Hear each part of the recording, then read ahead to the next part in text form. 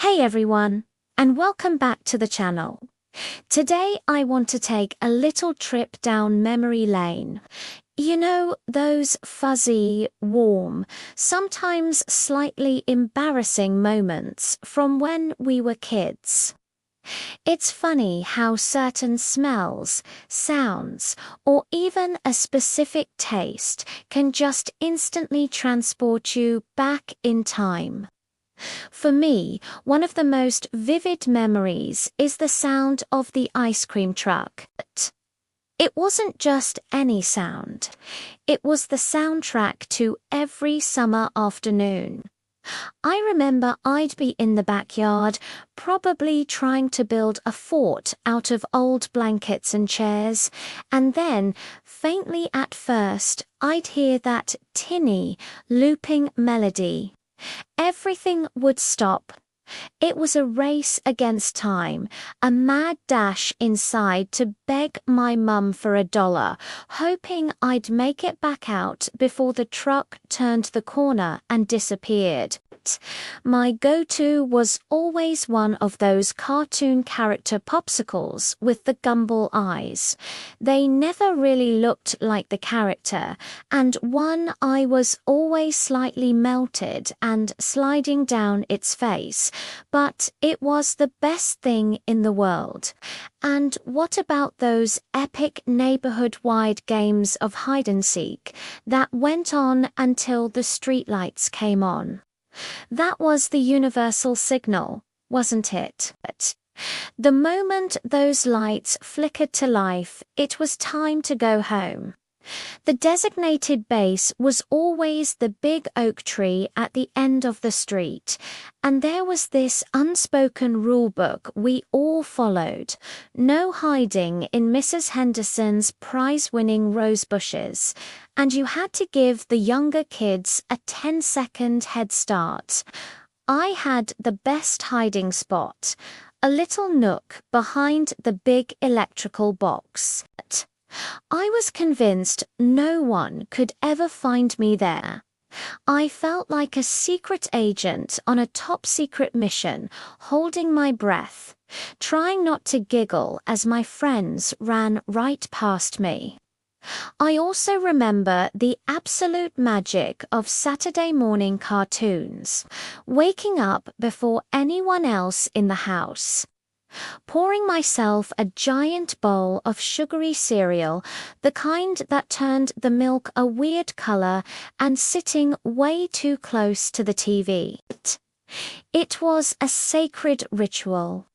The world outside didn't exist for those few hours. It was just me, my crunchy, sugary breakfast, and a whole lineup of animated adventures. There was no on-demand, no streaming. If you missed it, you missed it. That made it feel so much more special, like a weekly event you had to plan your entire morning around. And remember building forts. The living room would be transformed into a kingdom of pillows and blankets. Every cushion, every sheet, every dining room chair was commandeered for the greater good of constructing the ultimate fortress. It was a masterpiece of amateur engineering. Inside, with a flashlight, a stack of comic books, and some smuggled cookies, it felt like a completely different world. It was our private clubhouse, a safe haven from grown-ups and chores. The best part was the feeling of accomplishment, looking at this messy, wonderful structure you and your siblings or friends had created together. Let's talk about school days for a second. Specifically, the Scholastic Book Fair. Was there anything more exciting? The thrill of walking into the library and seeing it transformed into a bookstore just for us. I'd spend ages poring over the little paper catalogue, circling all the books I wanted with a pen, getting the money from your parents, and then finally getting to hold that brand new book with its crisp pages and that amazing new book smell. It was pure joy. It's probably where my love for reading really started. Those fairs made books feel like the coolest treasure you could possibly own. Another thing that sticks with me is the feeling of scraped knees. It sounds weird, but it was like a badge of honor. A scraped knee meant you were playing hard, running fast, climbing trees, and living your best kid life. It meant you took a risk. Maybe you fell off your bike trying to master a no-hands coast, but you got back up. Then came the sting of the antiseptic and the careful application of a colorful bandage. You'd proudly show it off to your friends the next day, each scrape telling a story of a small adventure.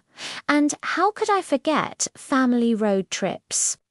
Being squished in the back seat with my siblings, playing I Spy for the 100th time, and creating a little nest for myself with pillows and my trusty portable cassette player. The highlight was always stopping at a roadside diner that looked like it hadn't been updated since the 60s. Getting a grilled cheese and a chocolate milkshake that was so thick you could barely get it up the straw. Those long hours in the car weren't just about getting to a destination. They were about the silly songs we'd make up, the arguments over who was touching who, and the excitement of seeing a sign for our destination getting closer and closer. Even the simple things felt huge. Like finally being tall enough to ride the big roller coaster at the amusement park. The anticipation in line, the click-clack-click of the car going up, that first giant hill, the stomach-lurching drop.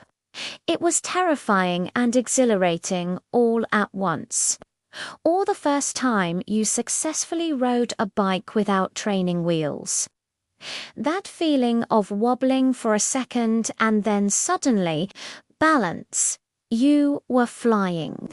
It felt like you had just unlocked a new superpower, a new level of freedom. The world suddenly felt so much bigger because now you could explore it on your own two wheels. These memories, they're not just stories. They're the foundation of who we are.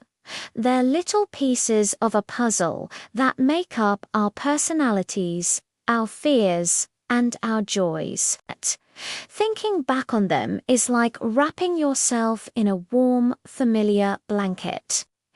It reminds us of a simpler time, a time of pure imagination and endless possibilities, where the biggest worry was whether you'd get picked for the dodgeball team, or if you'd make it home before the streetlights came on.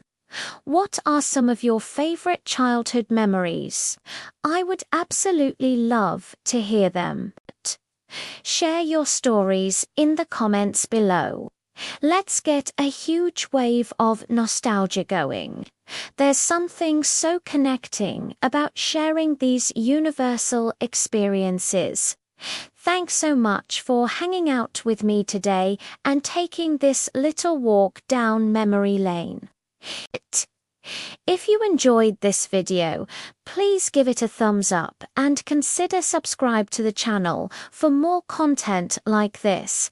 It really helps me out. Until next time, take care and hold on to those happy memories.